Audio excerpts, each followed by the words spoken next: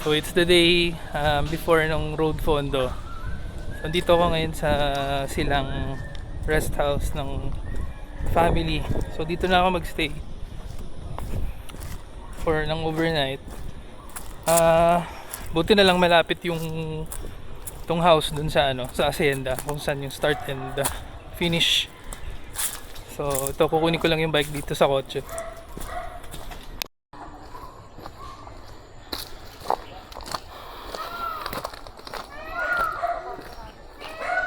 So ayan yung bike, ating Giant Defy, tapos naka gravel wheels CXR2. So yung 32 almost flush na rin. Yan yung ating gagamitin bukas.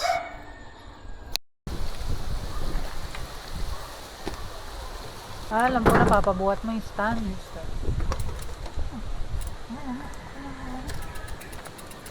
Ay, ang gaan. Sobrang gaan naman ito. Yan ba? So sa 70 kilometers lang ako sumali kasi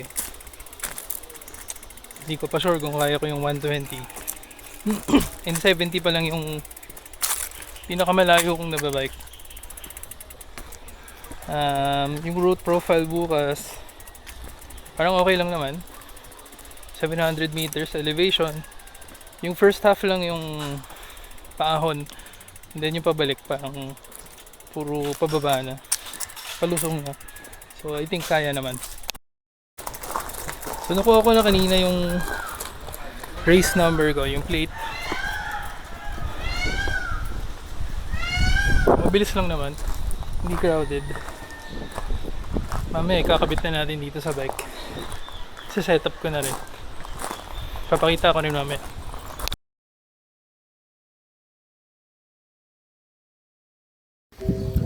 Ito nga pala yung route nung Road Fondo na 70. Ito yung GPX niya, no? So ayan, 70.3 kilometers, 4 hours 19 minutes daw of commute, pero ang target ko is less than 4 hours, and then 700 meters na elevation. Ayun, so mag-start siya ng hacienda, and then iikot siya ng several towns ng Cavite. So required kaming mag selfie sa tatlong checkpoints sa 70, dun sa 120 kasi 5 checkpoints ang kailangan nilang daanan. So kailangan namin mag selfie doon, and then you have to show yung proof lang na dinaan mo talaga, so Strava or whatever. Ayan, may tatlong checkpoint na i-check talaga nila yan para makuha yung medal mo. And then sa elevation, ayan, first part actually yung puro paakyat, puro paahon going to Tagaytay, and then dadaan nung Tagaytay Road, and then after nun puro pababa na eh. Pero ang nakakamatay dito kasi yung yung rolling hills, so it must come up was to also come down. Makikita nyo rin sa video.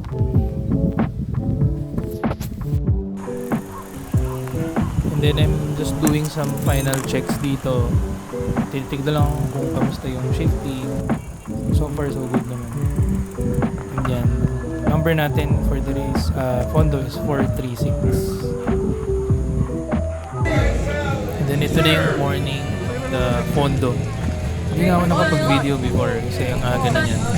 So ayun, nag-start na yung 120 km dyan. And then kami naman na.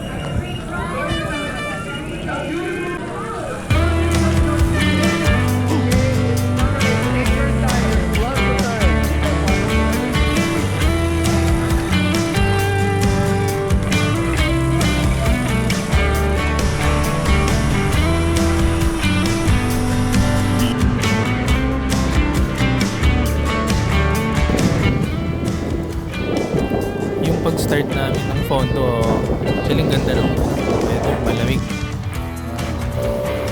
Yun na lang, parang hirap warm up niyan kasi lamig na. Sinusumo ko lang experience.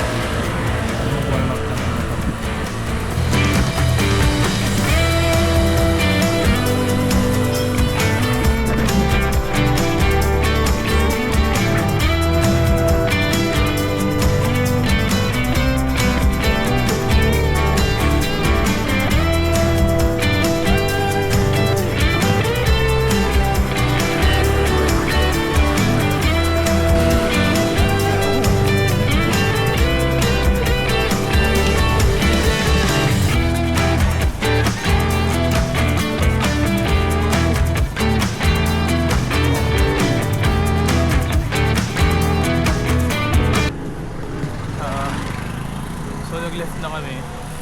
Start na yung mga ahon. So, pacing na lang. Pero so far so good pa naman.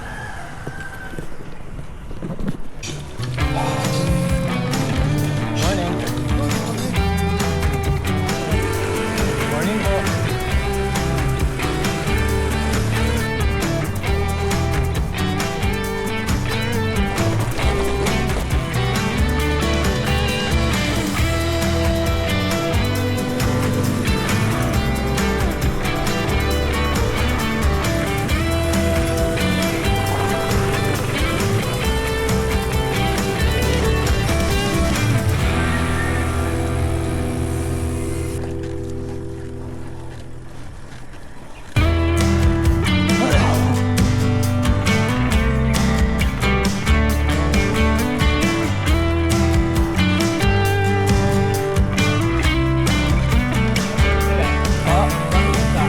Ikot lang po. Balik kasi yun ba?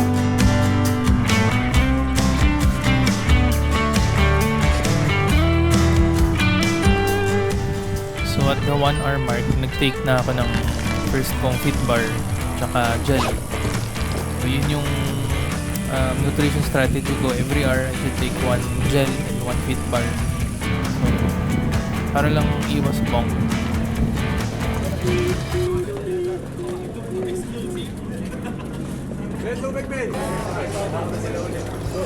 And yan na yung first na checkpoint. Kailangan namin mag-selfie lang dyan.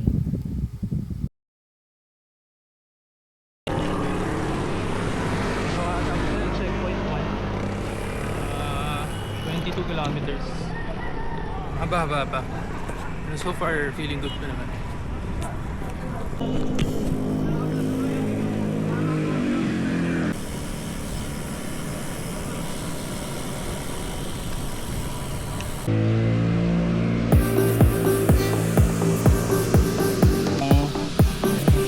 Tagaytay Road.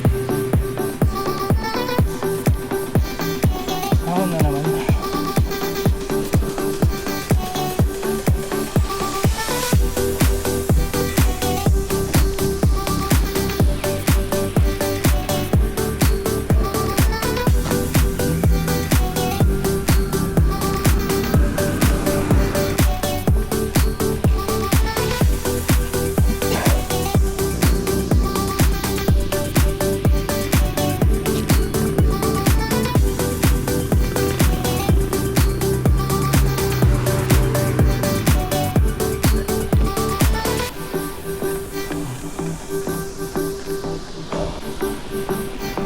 Salamat po.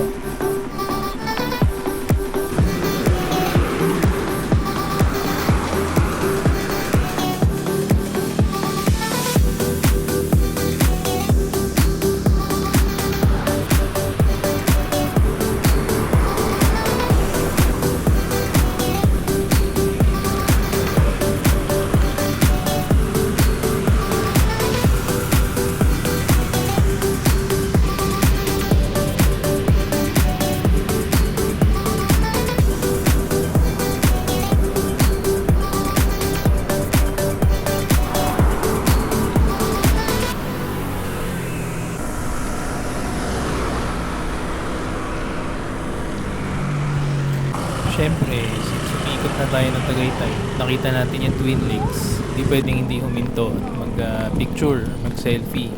Madami ding participants na ganun yung ginagawa. So nakisabay na rin tayo.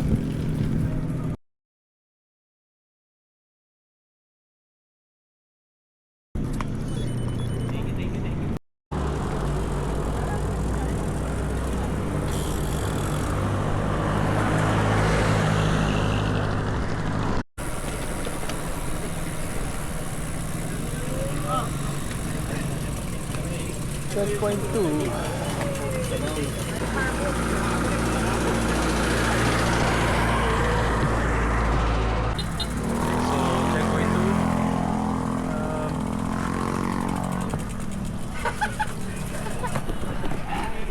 Antay ako rito.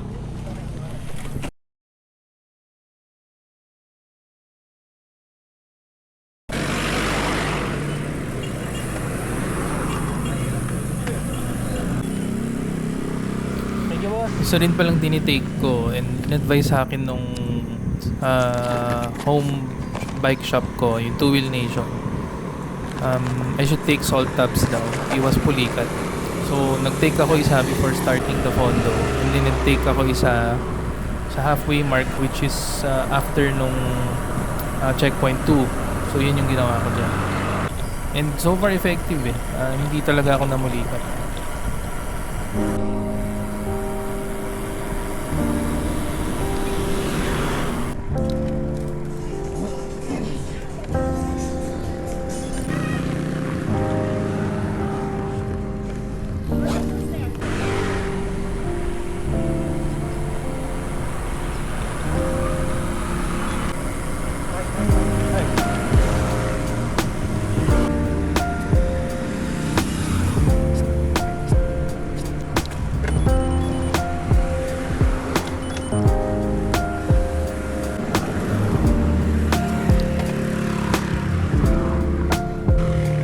Checkpoint 3.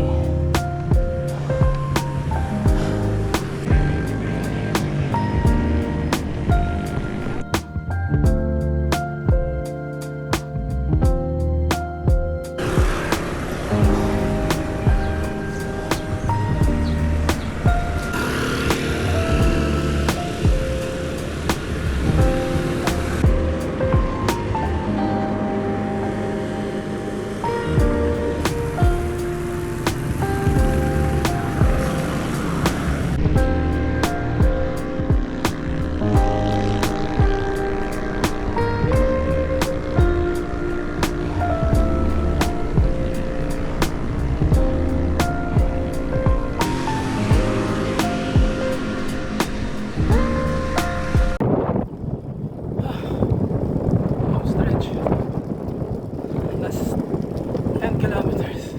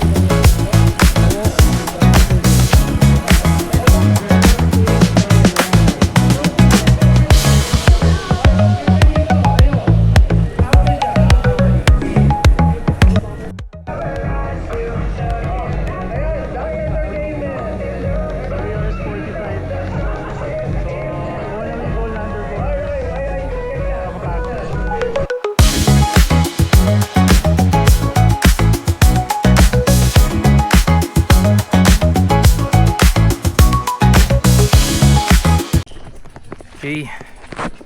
So, nakauwi na ako dito sa sa bahay. Near lang ng Hacienda. So, natapos ko yung 70 kilometers na 3 hours 48. So, nakuha ko naman yung goal kong less than 4 hours. Medyo nakakalaspag lang yung last 10 kilometers. Kasi may headwind. Tapos ahon pa. So nakakapagod talaga. So far so good. Itong aking Defy, walang mechanical problems, hindi nagkaroon ng puncture. Yun. So wala namang reklamo dito. So yun lang. Next year baka sumali ulit ako. Pero baka try na natin sa 120 hopefully. So yun lang. Thank you. So thank you so much Shimano for this very fun and very organized event. Hindi lang ito basta Grand Fondo, it is a Grand Fundo, sabi niya nga. So surely next time kung meron ulit, sasali ulit ako. And hopefully sa 120 kilometers na.